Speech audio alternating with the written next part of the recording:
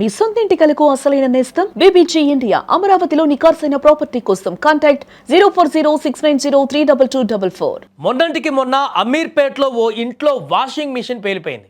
ఆ ఘటన మర్చిపోకముందే ఇప్పుడు హైదరాబాద్ సిటీ నడిబొడ్డున ఇలాంటి ఘటన మరొకటి చోటు చేసుకుంది. హైదరాబాద్ యూసఫ్గూడ పరిధిలో మరో వాషింగ్ మిషన్ పేలిపోయింది. అది ఏ స్థాయిలో ఉందంటే ఒక భారీ బ్లాస్ట్ జరిగినటువంటి విధ్వంసం సృష్టిస్తే ఏ రకంగా ఉంటుందో అంత భారీగా ఈ యొక్క పేలుడు సంభవించింది. బయట నుంచి చూస్తే ఆ ఇల్లు మొత్తం కూడా అందులో నుంచి మంటలు కాలిపోయి పొగలు బయటకు వస్తున్నటువంటి దృశ్యాలు మనకి ఇక్కడ విజువల్స్లో కనిపిస్తున్నాయి. కృష్ణానగర్లోని జైన్ టెంపుల్ ఎదురుగా ఉన్నటువంటి సయ్యద్ గౌజ్ ఇంట్లోని సెకండ్ ఫ్లోర్లో సాంబశివారెడ్డి అనే వ్యక్తి తన భార్యతో కలిసి నివాసం ఉంటున్నాడు.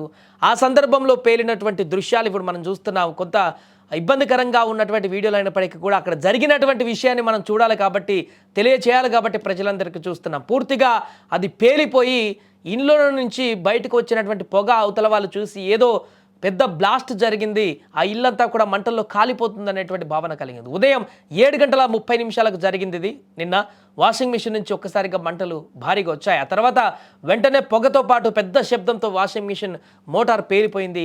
మిషన్ ఆన్ చేసిన సమయంలో ఈ ఘటన జరిగింది. రన్నింగ్లో ఉన్న వాషింగ్ మిషన్ పేలిపోవడంతోనే ఈ ఘటన జరిగింది. పెద్ద శబ్దంతో వాషింగ్ మిషన్ మోటార్ పేలిపోవడంతో మిషన్ అంతా కూడా ముక్కలు ముక్కలుగా అయింది. ఇక వాషింగ్ మిషన్ పేలిన సమయంలో సమీపంలో ఇంట్లో వాళ్ళు లేకపోవడంతో పెద్ద ప్రమాదం తప్పింది. విషయం తెలిసిన వెంటనే స్థానికులతో పాటు ఫైర్ సిబ్బంది ఘటనా స్థలానికి చేరుకొని ఆ మంటలను ఆర్పివేశారు. ఇంట్లో వస్తువులు కొంతమేరకు దెబ్బతిన్నాయి. ఇల్లంతా కూడా చిందరవందరగా మారిపోయింది. ఎవరికి ఎలాంటి గాయాలు కాకపోవడంతో అందరూ ఊపిరి పీల్చుకున్నారు. వాషింగ్ మిషన్ మోటార్ పేలడం వల్లే ప్రమాదం జరిగిందని ఫైర్ సిబ్బంది కూడా చెబుతున్నారు. ఏదేమైనా కూడా వరుస వాషింగ్ మిషన్ ప్రమాదాలు జనాలను ఇప్పుడు భయాందోళనకు గురి చేస్తున్నాయి. అసలు వాషింగ్ మిషన్లు ఎందుకు పేలిపోతున్నాయి?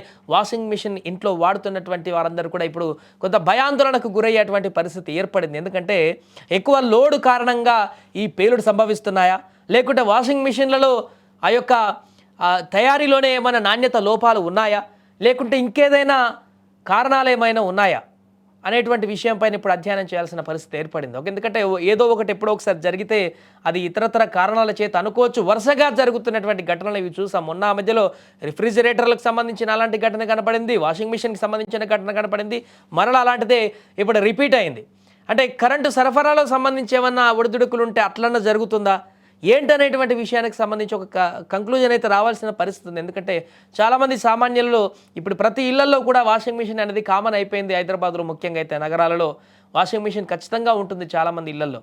కాబట్టి ఇలా ఎప్పుడు ఏ రకంగా పేలుతుందో తెలియనటువంటి భయాందోళన కలిగితే రేపొద్దున ఎవరింట్లో వాషింగ్ మిషన్ పని చేసుకోవాలన్నా కూడా దాంతో ఇలాంటి భయం పడేటువంటి అవకాశం ఉంటుంది. కాబట్టి దీనిపైన ఖచ్చితంగా ఆ కంపెనీ ఏదో కానీ ఆ కంపెనీయా లేకుంటే దానికి గల కారణాలు ఏంటి పూర్తిగా అన్వేషించాల్సిన పరిస్థితి. ఏదైనా కూడా ఈ భారీ ప్రమాదం నుంచి ఇంట్లో వాళ్ళు సేఫ్గా బయటపడడంతో ఎవరికి ఏం కాకపోవడంతో అయితే అందరూ ఊపిరి పీల్చుకున్నారు. ఒక్కసారిగా ఈ ప్రమాద ఘటనతో ఆ ఇంట్లో వాళ్ళతో పాటు ఆ పక్కన ఇళ్ళ వాళ్ళందరూ కూడా తీవ్ర భయాందోళనకు అయితే కూరుకుపోయారు.